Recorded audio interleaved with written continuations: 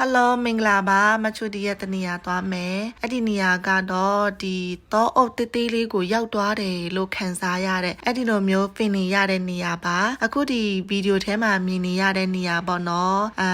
ပန်းပိန်စားပိန်တီးပိန်တွေပြိုးထားတဲ့ပန်းပြိုးဆိုင်ပေါ့နော်ဥယျာဉ်ဆိုင်လို့ပဲပြောရမှာလားအဲ့နေရာကိုရောက်နေတာပဲဖြစ်တယ်တကယ်လဲဒီနေရာကိုရောက်သွားတဲ့အခါလေအဲ့လိုမျိုးပဲတောအုပ်တေးသေးလေးကိုရောက်သွားတယ်ဆိုတဲ့ခံစားချက်မျိုးတကယ်ရတယ်ဒီရက်ပိုင်းစိတ်အခြေအနေကလုံးဝအဆင်ပြေမနေဘူးဆိုတော့အပြောင်းလဲဖြစ်သွားအောင်လို့မချူဒီပန်းပိန်စားပိန်တွေအနေချင်းစိုက်ဖို့လာဝယ်တာပဲဖြစ်တယ်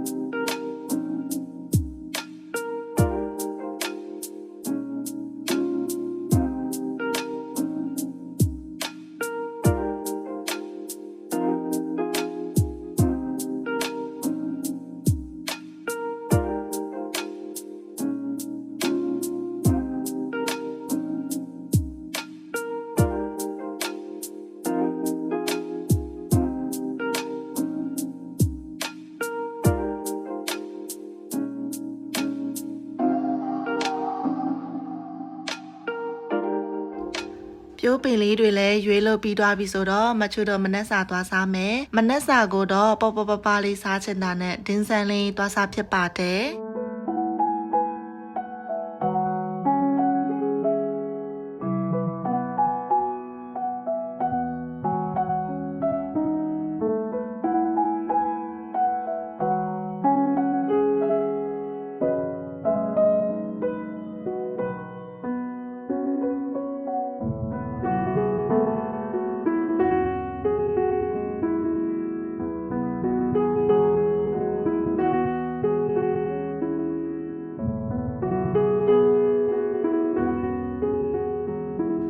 ခရမ်းတီးရမချူတိတ်လဲမစားဖြစ်ဘူးအရန်လဲကြိုက်တဲ့ထဲမှာမပါဘူးဒါပေမဲ့တူးမာလေးဒီအတီးလေးတွေလဲတီးတီးလေးတီးနေတာနဲ့ပန်းတွေလဲပွင့်နေတာလဲသဘောကျလို့ယူခဲ့လိုက်တယ်စပယ်ပန်းကကြတော့အနက်လေးကြိုက်လို့ပေါ့နော်အဲ့ဒါနဲ့စပယ်ပန်းပင်လဲမချူရွေးခဲ့ပါတယ်နောက်ပြီးတော့နီးစီပန်းဆိုနီနီလေးမှကြိုက်တယ်နီးစီပန်းပင်လဲမချူဝယ်ခဲ့တယ်နောက်တစ်ခုကကြတော့မရှိမဖြစ်ပေါ့နော်ဖက်ကဖောင်းရွက်ဖက်ကဖောင်းပင်လေးပါပင်စိမ်းလို့လည်းခေါ်မယ်ထင်တယ်နောက်ဆုံးကကြတော့တံပြာတီးပင်လင်းပါတံပြာတီးပင်လေးပေါ့နော်အတီးလေးတီးနေရနဲ့အရန်သဘောကျရနဲ့ဝယ်ခဲ့လိုက်တယ်